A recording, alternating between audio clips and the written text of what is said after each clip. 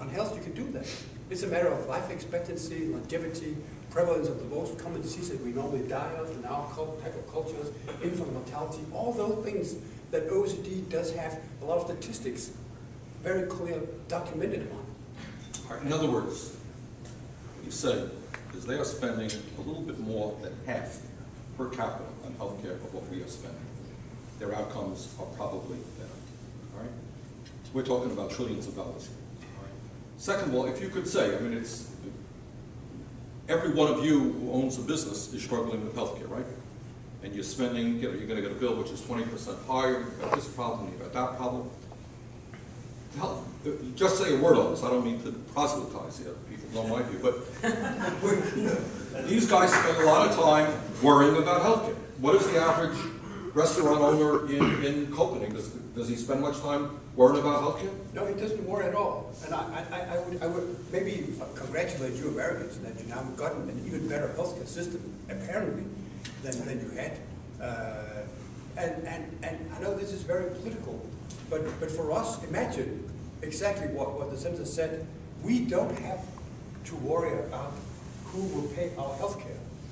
I don't have to worry about joining what was proposed to me last year, a climate ride from Central Park in New York to the Congress in DC, riding a very fast bike, because I know that whatever happens to me, however unfortunate I may be, government healthcare will take care of me and give me state-of-the-art Danish health supplies and services.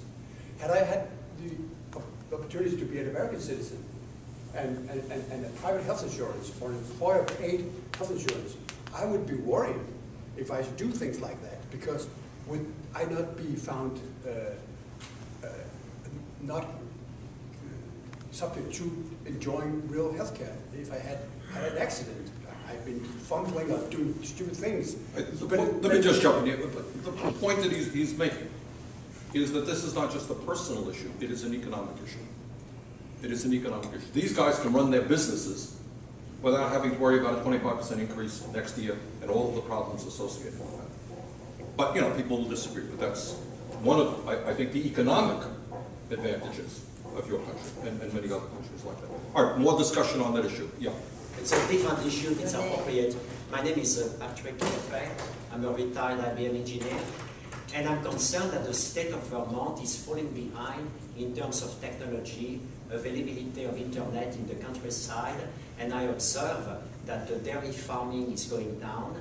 Denmark, a small country, has a thriving dairy industry, has a thriving pork meat growing industry. How did Denmark take care of converting an agricultural-based society into a very productive service and industry-based economy? What type of measures did the government take to do that? A very, very tough recipe in terms of capitalism in the agriculture. So we have had a very, very tough structural adjustment process, we would call it, within which the employment in our society were probably 25% in agriculture. Today, much less than 1%. But of course, mechanizing and modernizing to that, we think, state-of-the-art dairy industry farming we have today. And porks, we probably, together with the US and one more country, produce more porks in the world than anybody else. Again, because of trying to introduce science in a market-based approach, our only wish in Denmark is that the common European agricultural policy is always just one. Because then we can compete on a level playing field. As soon as anybody inside the European Union starts nationalizing or subventioning their dairy industry, we are in bad shape, because we will never do that. We don't believe in that in the long run. We couldn't finance it in our government finances in the long run. So the only thing we always ask for in the EU, and preferably also on the global scene in the WTO, is one level playing field. Because then we think that we can compete, because we have smart people like you have here in Vermont, who can then do that dairy farming on a competitive basis. We've, in other words, we really shrunk that sector. We are still shrinking it. So it's really survival of the fittest.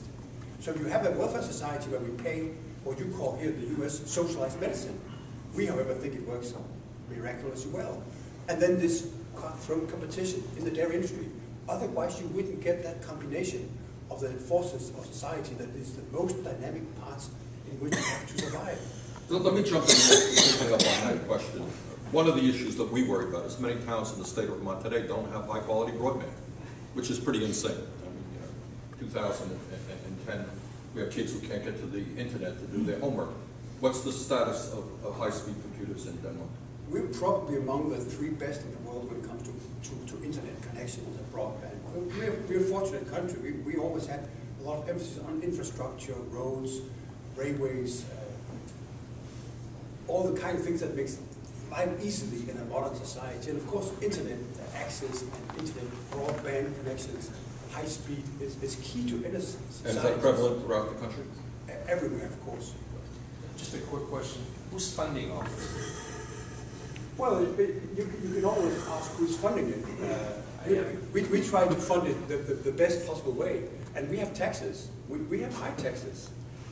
But what I think makes us apparently the most happy people, most happy tribe in the world, is that people in general, the big majority, finds this equation satisfactory.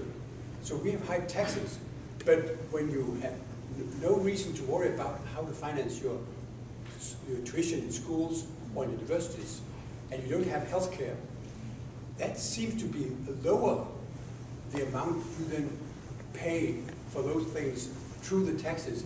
And there's transparency. And you're never worried about, am I saving enough for healthcare or for my kids' university education? How am I going to save enough for that? You know every year that you're in balance, if you are in balance with your consumption and your earnings. So, well, of course, we finance it ourselves through a very equal society and relatively high taxes. But nobody are looking at the taxes per se.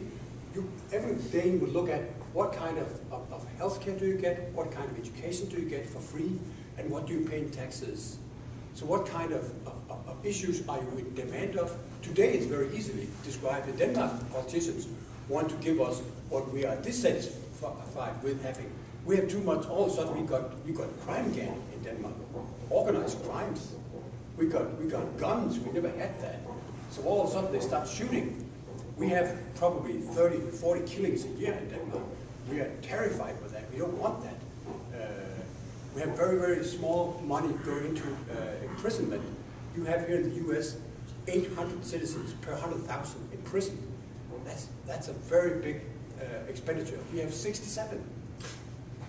We save a lot of money in that kind of thing. So yes, who pays this? Well, we all do. See, you've asked the $64 question. Sure. And unfortunately, in this country, there's a lot of demagoguery around. So the question is not how much do you pay in taxes, it's ultimately how much are you spending for what value you're getting, right? Sure. So if we said to the American people, I mean, people can argue this, all right? You're going to pay more in taxes, but guess what? No more private health insurance that you have to worry about. Good comprehensive health care. You don't have to worry about spending $40,000 a year sending your kid to UVM. Well, people say, it's a pretty good deal, sign me up to pay more in taxes. But on the other hand, you can pay more in taxes and not get value. But at the end of the day, you got to see, what am I getting for what am I paying? I think what he's saying is that in Denmark, they think they're getting a pretty good deal. Okay, let me get to people who haven't asked the first question. I'll get back to you. Yeah, ma'am. I was just going to add something. Being a fellow Dane, welcome to Vermont. I would say I go home to Denmark every year. All my friends complain about taxes, about this, about that. But if you ask them, would you like to live in the United States, they will all say, absolutely not. So, you know, we complain about what we do between ourselves, but we also know we have a very good deal. There is an appreciation that you have. There's an appreciation, but like everywhere else, you still complain about it. We all complain, that's life, right? Tom? But if on that note, if I may say a few words, I think that for a long time, tax has not been the top issue in Denmark, top political issue. Last elections and previous elections, national elections, it was integration of new Muslim immigrant minorities in our society that is at the top of our political agenda. It's crime eradication. It's security in a broader sense. It's equality in a broader sense. It's making sure that everyone benefits and partakes in the social contract of the Danish society. If I should